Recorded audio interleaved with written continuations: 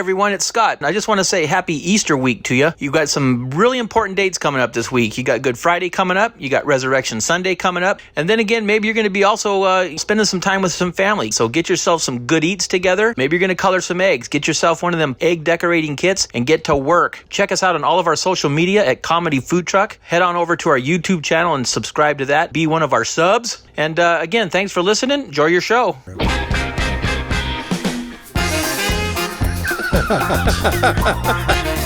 You're listening to the Comedy Food Truck Podcast. The Comedy Food Truck We talk life, food, relationships, and have fun with all of it. Take a second. And now here's your host, comedian John Hill. Comedian. Yes, sir. I know, right? In quotes. Wow. Why does the host sound like he said it in the quotes, the voiceover? Comedian John Hill. Comedian. Right. So, man, welcome to the show, everybody. We're excited that you have tuned in on this. Listen, first of all, let me just say, this is one of my favorite seasons of the year. Okay, nobody wants to know why, but I'm going to tell you anyway. Because we're in daylight savings, bro. And what I like is the longer days. And we're still in that point where you have somewhat cooler weather. Not before the summer when it gets like 115 degrees. And longer days. So that's kind of fun. And this week is my favorite week, and as we drop this episode, because on Sunday is Easter Sunday. Woo! Now listen, some of you are cynics out there, and I know there's at least one Bible bumper thumper, who's going to say, well, sir, I don't know if you know this, but Easter is actually a takeoff of the name Ishtar, which was a goddess of nature, and they worship, and that's really what Easter. I don't care. If I had $1 for every time I heard that. Right. Every year. I'd have $2. Every year. That's why, yes, I understand that's why we have eggs and bunnies and stuff like that. That's not why it's my favorite time of the year. Even though you do get a whole basket full of delicious candy. Bunnies. And bunnies. Eggs. What's the yellow ones? Peeps? Peeps. You hang out with your peeps. Yeah. So, no, it's my favorite time of the year because it is the time that we commemorate. Well, it's not that we commemorate. It's an anniversary of Jesus resurrecting from the dead. Conquering death. I don't know if you know this because movies are around and people think this happens, but that doesn't happen, like, ever. Sorry, Vampires Diaries watchers. But anyhow, let's move on with the show so we can get to what we're trying to do because I'm about to get into a soliloquy. I don't think you can fit in one of those. No, I don't think so. Let you push real Wow. hard. They're all electric, though. They save a lot of money. Wow. You plug it in, and you just go for days. How many miles you get on that soliloquy? So anyhow, what I wanted to say was we're going to introduce everybody on the show. And we, just in advance, I want to give you, for this special Easter episode, on a special Comedy Food Truck podcast. Very special. We do have a guest, which we'll get to in a minute. But first, the regular crew.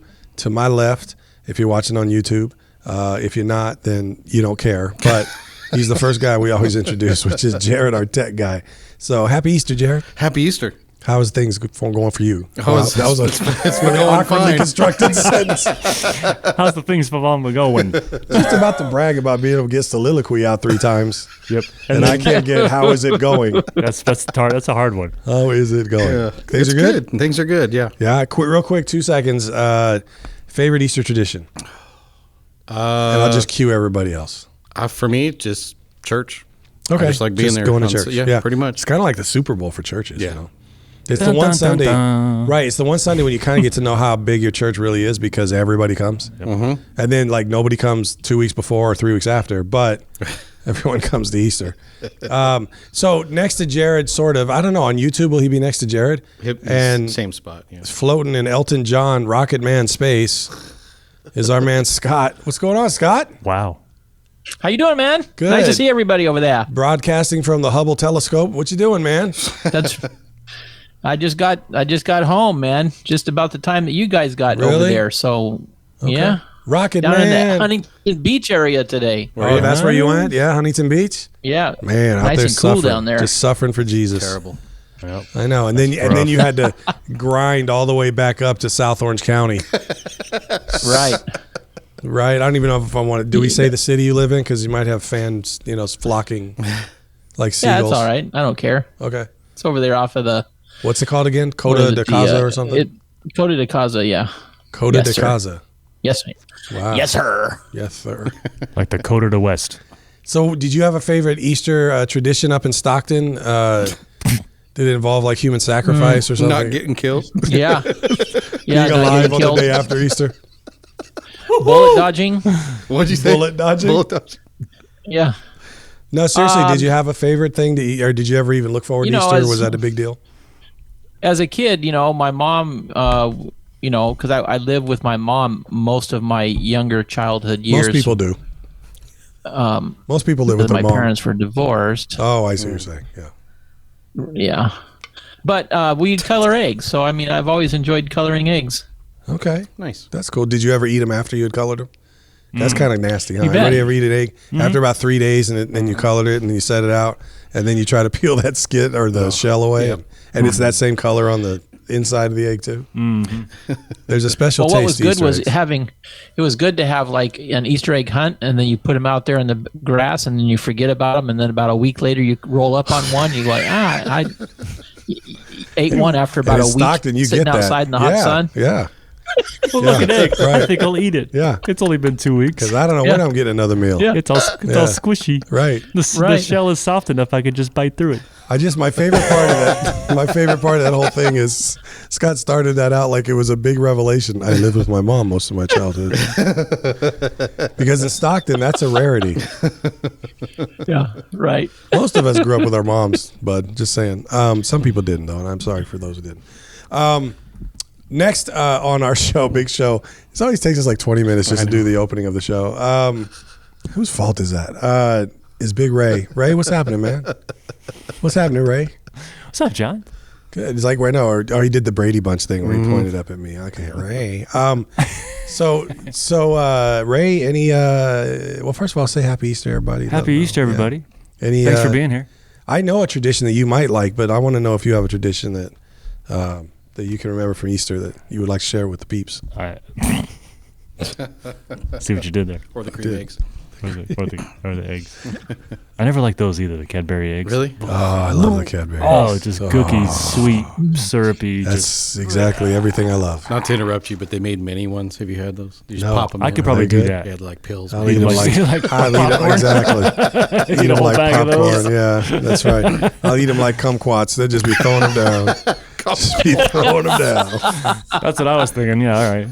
I had a kumquat like 3 or 4 weeks ago. I had no idea they were so tiny. You just throw them in. They start out sour and then they get sweet. Yeah. Wow. Yeah. And I was like, these are actually pretty good. I always heard the word. It was always a funny word to me, but I never knew. I thought they'd be the size of like tangerines or something. But they okay. were like the size of large overgrown almonds or something. They were really Interesting. good. Anyway, sorry, your Easter tradition. We just my parents always did the Easter basket. So Okay. in the So you morning, like that? in the Yeah. morning we'd come out and there'd be a basket out there. See, I think, well, you tell me, but wasn't the family we married into the whole Helen Grace thing? Remember we used to get the eggs all the time every year? Somebody was always selling Helen Grace eggs. Yeah, maybe. You guys remember those? Big chocolate eggs? Yeah. Helen Grace was like she started the candy industry with the people from C's. Oh, okay. And then they broke up like a band. Oh. And then Helen, fell from Grace. And then I'm kidding. They weren't together, but it's just another chocolate company. That's all. I was like, Sorry. I was following them Audience there for a is minute. I was like, wow. I didn't know. Wasn't Palmer one of the Yeah, partners Palmer. in that too? Yeah. They all had it's like the Beatles. yeah. Led by the lead singer Hershey. All of that. Yeah, they had a song. Anyway, it doesn't matter. I was going to say something gross. Stupid. Restraint. Right. It's trying to turn over a new leaf. Soliloquy. So this is actually technically Holy Week, because it's basically the week leading up to Easter, and it recounts you can recount some of the more traditional churches. They even have ceremony or services, and what's the word I want? Not a ceremony. There's a word I want. Anyway, Traditions. yeah, but it's like a service basically. But they'll have throughout the rituals. week. Yeah, they'll have throughout the week services where they honor different parts of the Holy Week, and so it's really fun. Like it starts with really Palm Sunday, which was the Sunday before Easter, and it goes all the way through Easter, and it recounts the events that happened within the Bible of Jesus in his last week. Last Supper. First coming on a donkey, basically everybody celebrating the palm branches, the Last Supper, getting arrested, tried, put on the cross, resurrecting, all that. It's great. It's awesome. Because anybody can die. But he came back. Yep. And not only that, he didn't have to die. He was, I always say there was no divine reason, there was no human reason that he had to die. He could have overpowered everybody. He could have done whatever he wanted. But instead, he chose to go to a voluntary death to be a sacrifice for us so that our sins could be forgiven and we could have a relationship with Jesus Christ. Awesome stuff. Make a way. That's why it's the best week of the whole year. And I always tell people don't go to church a lot. Hey, listen, you should come more weeks because we don't always tell this story because they always just come that one, I know there's something about Mary and a donkey, and then now there's Jesus on a donkey, and I don't know. That's what I know. Lots of donkeys. Yeah, come because we talk about them all year long. We don't just do it on those days. But so in honor of that, I thought it would be cool because the whole story of Jesus is really a story of God. The word I want to use is redeeming people. If you're not a church person, it just means that he paid a price so that we could be in a relationship with him. So he wants to redeem people and transform them from a way of life that is leading to destruction to a way of life that leads to hope and purpose and value. So one of the things I wanted to do is have a guest on today, Carlo Mendoza. Carlo Mendoza is with us. You should have like a applause noise or something. Put it in post. And Carlo's a guy I've known for a few years. I got to tell the story when I first met Carlo. I was filling in for a youth pastor at a church that I just started working for. And Carlo comes in. Well, it's the same church I'm not still at, but I need to left. It's a long story. So Carlo comes in, and he's like a super energetic. And at that time, this is probably had to be mid 2000s, something like that. And he comes in and like decked out in hip hop gear complete with a hat turned sideways that he hadn't bent the bill, which has bugged me to this day because he never bends the bills on his hats. Flat pillar. Yeah, Flat he does. pillar. Like the trucker look, you can land things on it, but then he turns them sideways. And but he comes in and I'm like, okay, he's a little old to be a teenager. So I'm like, who is this guy? And he's like, hey, I got all these flyers for this Christian concert. He was really into music, and I think it was a hip hop concert. And he's like, I just want to know, can we hand these out to the kids? And I'm looking at him like, I don't know you. And in churches we get a lot of people that will go in the parking lots and put stuff on people's windshields. And that's what I thought this guy was. Like somebody's coming in to put stuff on windshields, and then he sees lights on, he comes up, and he doesn't tell me anything you guys got else. Food? Right? Yeah. He just got, and he's got this stack of flyers. Can I just? And he was so stunned because I'm like, no, you cannot hand them out to all the kids. And he's like, oh, well, if I leave them with you, will you hand them out? And I'm like, no. I don't know what's on these flyers. What am I sending them to? And he wants to explain, but I'm like, I don't have time right now. We're starting our program and getting all that. That's how I met Carlo. Nice. Yeah. And then I come to find out later that he's actually goes to the church, and he'll tell the story, but I believe somewhat of a recent convert, but he's super excited about Jesus. And here's big old burly grizzly pastor guy who's telling him to get lost, basically. So, bully. Yeah, and he's like, I already was lost, and I came back, and now, but anyway. So say hello to everybody, Carlo. What's going on, buddy? Hey guys, thanks for having me. Absolutely. Yeah, I remember that day very clearly. A little traumatized, but Scarred from it. I survived. Man, but I will say since then, Carlo is one of my favorite dudes in the whole world, and I've done a lot of ministry with him, but also watched him grow. And it's been amazing stuff. And I was going to kind of hold it till the end, but he's a pastor now. And by itself, that's pretty cool. People love that. But I wanted to give a little bit of a taste in the spirit of Easter of Carlo's story of where he came from to become a pastor. And so Carlo, tell us a little bit about, when you grew up, like tell me about your family. Like you have a Filipino background, right? Yes. Now, were both your parents Filipino? They are. Yeah, my mom's passed away, but Okay. yeah, they're both Filipino. But I was not born in the Philippines. Right. So- No, but you weren't born in America, were you? No, I was born in Africa. Yeah. So Wow. Zambia. Yeah. Okay. Yeah. Yeah, I remember. So that's kind of the Is it fun pronounced fact. Zambia? Zambia. Because you said Zambia. I'm like, I tried to get Zambia. fancy with you guys. No, that's all right. You tried to break out that British Zambia.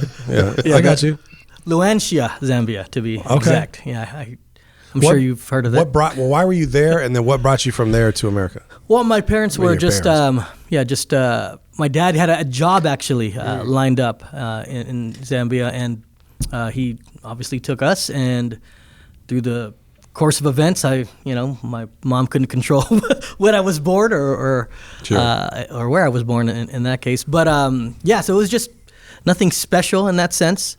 And then my dad decided to check out the States, as it's been called, and the rest is history. So I was only there for less than a year. So Okay. pretty much grew up here. And Just a civics question. I mean, does that give you dual citizenship? Do you still have citizenship? it does. Yeah. Yeah. I might be Interesting. mistaken, but I think, one of the things that someone mentioned was I can adopt, which I guess there's a process, Okay. a complicated process. But for those who are citizens, right? Yeah.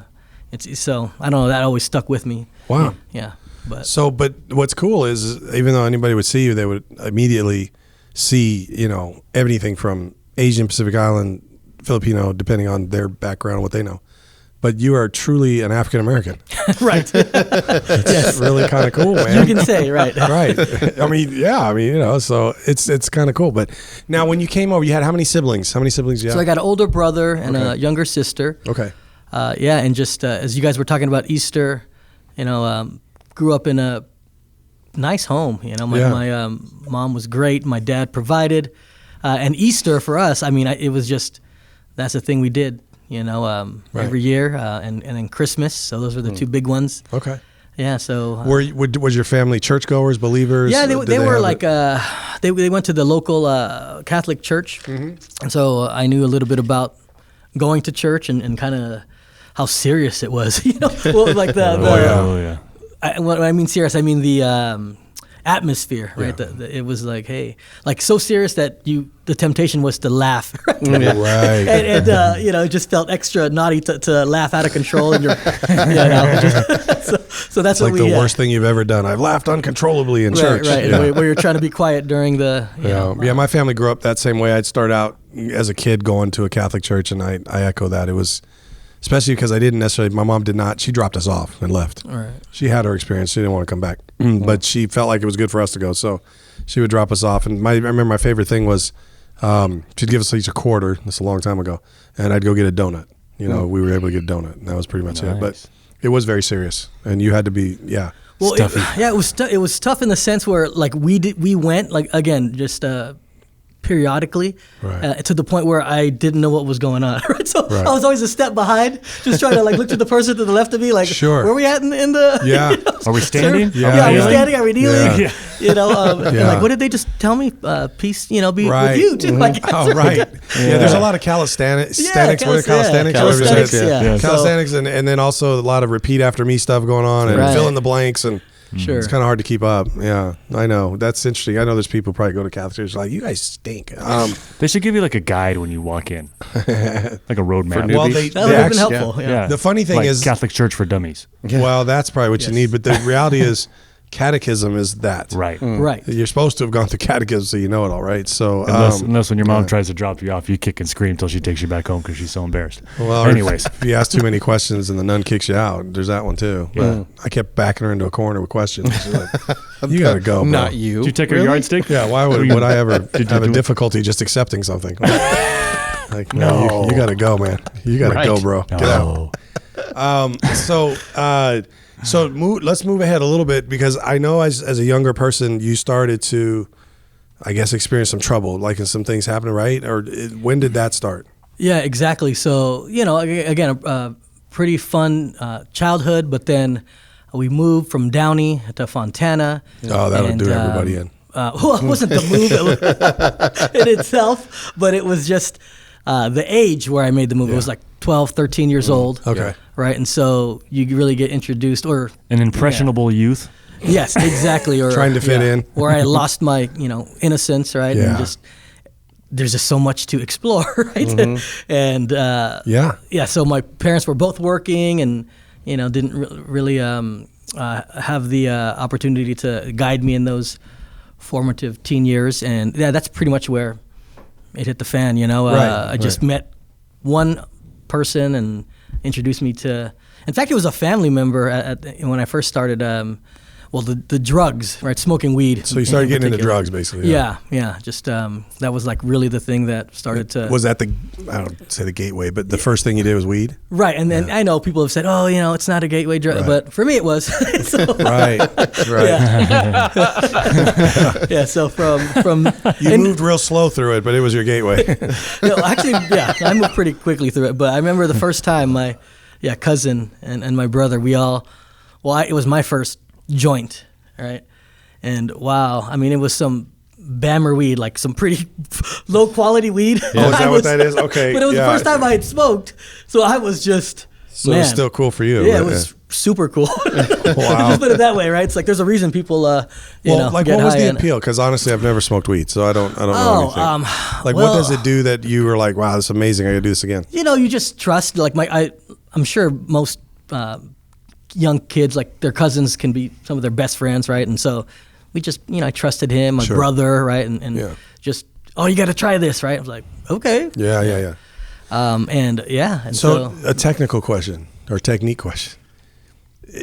I mean, when you smoke weed, I know you're obviously inhaling it or whatever. It's similar to a cigarette, but does it happen the same way as a cigarette? Like, you know what I mean? Like, you kind of have to inhale a cigarette, smoke, I guess. yeah. So at that Yeah. point, I didn't know how to, you know, hit the There you go. joint, right? Yeah. But like, yeah, I just kind of watched and followed. But it's because I did smoke cigarettes too at Okay. a young age. But yeah, you inhale differently. Right? Okay. I guess. Well, that's what I was wondering. So even if you smoke cigarettes, there's still a learning curve for weed. I guess if you But not a big if one. you were smoking cigarettes already and then then you smoke, I think you'll learn pretty quick. You'll pick So it up maybe pretty quick. cigarettes are a gateway drug. Yeah, exactly right. 'Cause, come to think of it, I think I smoked Yeah. cigarettes John's before. taking notes over They're here. the Right. underrated Yeah. killer. I know that. Yeah. No, that's interesting. Yeah. Okay. So again, that all led to just different drugs. Okay. And you know, I know it's cliche, but it's like chasing that high. Mm-hmm. And that's really what I think I started to venture out into harder drugs is to try to match that first. Yep. Experience. Yeah. What and about how old are you when you started to experiment with these other drugs? I think this was 13, or when I Wow. smoked weed. Yeah. 14. I mean, oh my goodness! As the teen years go by, it's like the memories start to get a Yeah. more foggy? blurred. Yeah, foggy. Right. So, but In yeah, a purple haze? by 15, I was smoking meth. And, Oh, wow. Yeah, so I was a tweaker as a sophomore. Like It Breaking was- Bad tweaker. Oh yeah. Yeah. Wow. I mean, I want to say I wish I was like Jesse, like at least making money Sure. off of, you Yeah, know, right, at least, yeah. having a, No, it more on was- the uglier side, yeah. far uglier. Well, that was Right, ugly too. right. yeah. But again, you know, I mean, there was some of that, but again, nothing to be proud of. Just Wow. kind of never thought it would. It just kind of caught me off guard and took me down a path I never thought I'd especially my parents, right? Does meth have sort of like what's the word I want? Like, I know with weed sometimes they have different names and types and depending on where it's at and all that. Does meth have that too, or is it all kind of is there like Stockton meth? You know, does that? I'm sure there's meth in Stockton. Straight to Stockton. That's straight out of Stockton. Straight out of Stockton. Straight out of Stockton. meth. No, but there are like Breaking Bad, right? Like what they were making, there was like Sure. the pure, The purity. It has to do with right. the purity more than yes. Yeah, so yeah, there's gotcha. stuff, and what's crazy is, the grace of God, because some of this stuff I was getting, I was a young. Right. Could have killed you. Yeah, could have Coulda killed me. just- I didn't know just- what oh, wow. I was intaking, and I mean, you have some idea like, oh, this isn't the good stuff, but hey, Right. we paid for it. Let's see You what paid happens. for it, and we got to get in Yeah, this. Yeah. yeah. And Might so- not be right, but it's right now.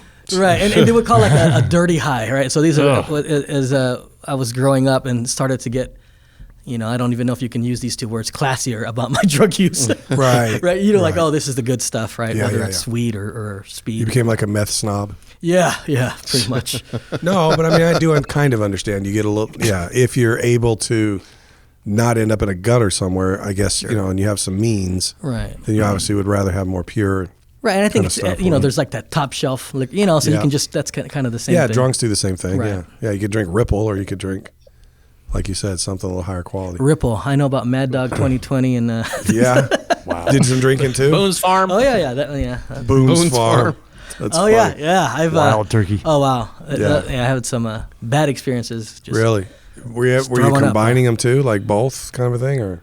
Alcohol wasn't really my first choice. Weed was my first choice, Okay. preference, and then the meth kind of just it was probably the most intense. Wow. Yeah, and then just drinking, just Right. kind of like, oh yeah, that's just kind of like a given. Sad to say. So what? It was a side hustle. Yeah. Did you ever deal? A little bit, but Okay. just I wasn't big time or anything. And it was you're- basically to support my. Your own habit. Yeah. Right. You just get enough so that you can get some. Yeah. Now the I guess the years that you're doing this. This is all through just up like Pretty much high school Okay. into my, even after graduating. And again, that's Wow. pretty blurry, 18, 19, 20. Did your family know? Was there trouble because of it with your family or anything? See, they had to have known. I mean, but I don't think, I think they didn't know everything.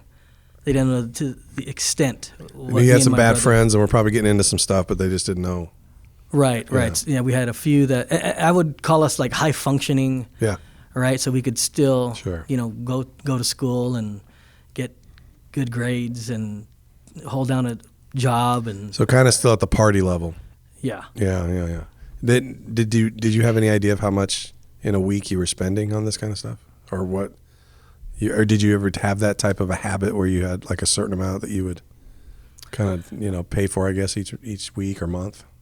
Budget for? Yeah, budget. It's like, hey, Well, I've heard stories like this, and they're like, yeah, I was up to spending $2,000 a week on drugs. I'm just just curious if you knew, I guess, the investment you were making. see that was part of the I was just as long as I could get it. And I was from one working, high to right, the living next. at home, right, so I'm not paying Right. a mortgage or Right. rent and things like where it's like, hey, do I get high or do I pay? And I didn't have other responsibilities that were other people depending on me, right? Okay. So, but I mean, I hung out with people, right, that did, right? And it's not like I cared about like, oh, don't you care about your kids? I was like, Right. no, we're just here getting high together. Yeah, Right. So I know. it kind of just nothing else matters at that point except Sure. getting high. So, but no, I didn't calculate how much I spent, but yeah, a good amount of my paycheck. Right? Wow. Yeah. But back then, you could eat like a king at Taco Bell for like $3. And we did, and we did. I say Taco Bell all the time. And we did. I'm not sure if it was even food. Right. What started to turn it around?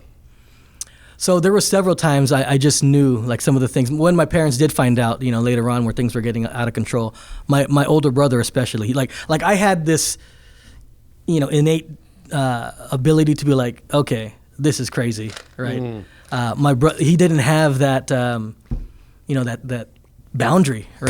Compass? Yeah. So he spent, No off switch, no. time in the state penitentiary. Yeah. I lost count of how many times he was in. So that's when it was like, okay. And and there was a few times I should have been in. And that's when I saw God's hand, like, okay, this Wow. God is, because again, I grew up in the, going to the Catholic church, and I had a Bible, and I knew there was a God, and he had a son, and, and we prayed a little. And so so when I saw things like, okay, why didn't I get arrested? And the first thing I thought of was God must have spared me from doing that, because if I did, then at this time my mom was sick. I was a caregiver for her, knowing that there wouldn't be anyone, so I tried to connect those. I connected those dots and just I didn't. I mean, it's not like I followed God's ways, but I attributed, his activity in my life. So that's kind of what started to turn things around. Yeah. And then plus me trying to stop and not being able to. And so, I think one of the lowest points, my mom is extremely ill. My brother's in prison. I'm just kind of following in his footsteps, right? And just living a life that is just going nowhere. And then I knew, because someone had shared God's word with me about what I was doing was sin, right? Right. And then I realized what if I were to die, and what the consequences would be. And so part of that had something to do with it. So I guess living in a way that offended a holy God, and then plus just living in a way that took the purpose out of, it's like, this is not what my parents want for me. Right. This is not what I want for me. And I have an inkling that this is not what God wants for me. Yeah. And so there were just people in my life that came in and, periodically shared God's word. But as you look back, that's not random. Correct. Yeah. Right. Yeah. Yeah, exactly. That's So awesome. it was all just kind of a links in a chain that led me to surrendering my life and saying, okay, I'm done trying. God help me, right? When and where did you do that? So in my room, I remember my room was a complete mess. Like, look, I mean, you know, I don't know how that could be Like being the a drug Lakers addict. season. Like the Lakers season. Yes, right. Nothing's that messy. Yeah, just a little, not that messy, right? No, but I just remember thinking to myself, I need God's help. Yeah. And I knew a friend of mine named Mike Scolari. Okay. He's like, hey, I teach a Bible study. You should come on a Friday. And I was trying to read the Bible on my own, not understanding it. I'm like, I don't understand how I can, like, this is supposed to be, right, the Bible, Yeah. where the answers are. And I You couldn't don't even find it know on where my to own. find it or where to start or anything. Yeah. Yeah, so I'm reading in Genesis, and there's a story in there about Lot, right? And he has a couple daughters, and the Right. story started to go like, whoa, if you're familiar with it, Sure. right? Yeah. It's like, this is not helping. Right? So that's a really, right, so That's that's when I hilarious. was like, okay, I obviously need some kind of mentor, tutor, Bible, teacher to help me along. And that's when I started to dig for his number, and I found it in an old cell phone, and eventually I ended up at his Bible study, and he was just teaching the word. I can't even remember what the lessons were. I know it was from the Bible, but then he invited us to Greg Laurie's crusade in Anaheim. Yeah. And so I'm sorry. Going back to when I was cleaning my room, I found a pamphlet, what we Like a call a tract? tract, right? Yeah. That said how you can know God and be forgiven. And I read it. I think the guy was named Tony. His name was Tony Alamo. I think he might have gone off the reservation at some point. At some point. But what he wrote there made sense to me, right? But everything that was on that tract, I gave my life to Christ. I was weeping heavily in my room, and it was a good feeling, like so a weight had been lifted off of me, right? Because I had read that Jesus died to pay for my sin, that I just have to believe, that he died in my place, and That's awesome. and then go to a Bible teaching church, all right? Read your Bible daily. Gave you the next steps. Like Right. do this. Yeah. Pray, right? And hang out with people who are like-minded. I did none of the above, right? Wow. So that's when and so at this point, that was like the second phase of it, where I knew the truth. Yeah. I wasn't walking in it, Yep. and then again, that's when that's when I landed at my friend's church. That's cool. And he invited me to that crusade, and that was 2005 in August. Wow. And so in my room, I was very emotional, right? But I was sitting in the upper deck at Angel Stadium, and I went with some buddies, and he was driving. He's like, "Hey, we got to go," right? Before the altar call, right, for traffic. And I'm like, "I don't know what an altar call is." And you drove, right? So when you go, I go, right? So Right. sure, I'm not walking. yeah. So, but then when the invitation was given to give your life to Christ, I just felt so compelled to walk down. Yeah. But we were in the nosebleed seats, right? And in my mind, I'm like, oh, by the time I get there, it'll all be over, and then I'll have to walk home, right? But I said, I'm going. I just have to go. Oh, what he said was, if you're in the upper deck, don't worry, we'll wait for you. Wow. As soon as I heard that, I started walking. Wow. Talking right to you. Yeah, and it was almost trance-like.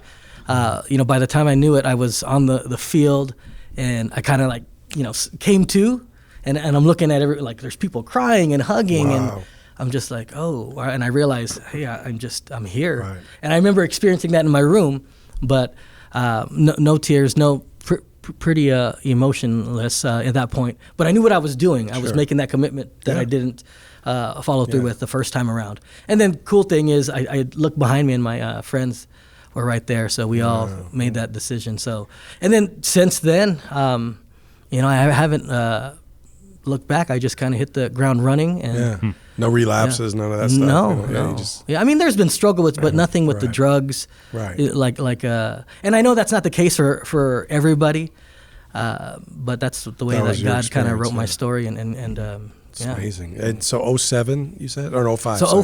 05, yeah. So August. 17 years now later, you are, where you're married? I'm married with 4 kids. Wow. Met my wife, Katie, at this Sunrise Church where I'm at, and so And it's now just you're God on was, staff, you're a I'm on pastor, staff you're here in seminary. Yes. So all these things of this complete turnaround from, the struggle with the with the drugs and maybe even a little bit of purposelessness and Of course. some of that kind of stuff. Yeah. So as you think, because we're going to wrap this up, but man, what a great story. I don't know how people listening are feeling, but throw something in the chat, whatever. Maybe you have a story. But I wanted to say, like, now when you see something like Easter, because you obviously went on Easter to church before, but now how do you, what would you tell people they're listening, as we get to Easter, first of all, I'll just say I would love for everybody to go to a church. It's, pick a Bible teaching church, but I don't know if you don't know that, then just go to a church. But, what, I guess, would you say to people that Jesus can kind of do for them this Easter? What does he want to do for them? Yeah, so it's kind of embarrassing, but I didn't realize what Easter was all about until I was, I don't, again, the fuzzy, right, memories, but at least 18, 19. Like when I was going to church on Easter with my extended family, and these were the Catholic churches at the time, they would be standing room only. It would be a full house. It would be almost inconvenient, right, to go to even one of the 12 services they had, right? Yeah. And I didn't know what Easter was about. I thought it was about really like the Easter bunny. And I did not know until I got saved, right? Until I gave my life to Christ, that it was celebrating the resurrection of Jesus, and that's awesome. That gave hope, right? And that's the thing I think. Sure. That I know that people who are listening or who are wondering is there hope, and that's the only real hope we have is in Jesus and his not just death, right? Not just his burial, but his resurrection. Yeah. And I just think that's so powerful. It was powerful in my life, not just giving me eternal life, but a new life here on earth and purpose. Yeah. And again, that's the word I think of is hope. That's awesome. So if people are just wondering, is there hope? Is there hope for me? Whatever your situation is, I can, authoritatively say, based on God's word and my experience in that order, that there truly is hope in Jesus and Him alone. And no one's too far gone. No one's, it's never too late. And, unless you stop breathing, it's never too late. And some people have stopped breathing for a time and now they're back. But I'm saying, it's but not resurrection. But you know what I mean?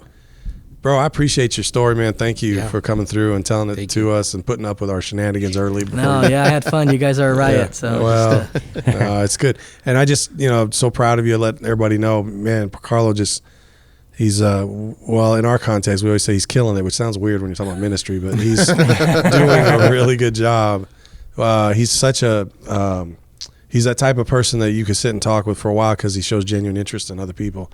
And whenever he's been with you, he'll go tell your story, somewhere else and know all the details. So he's really listening. He's really paying attention.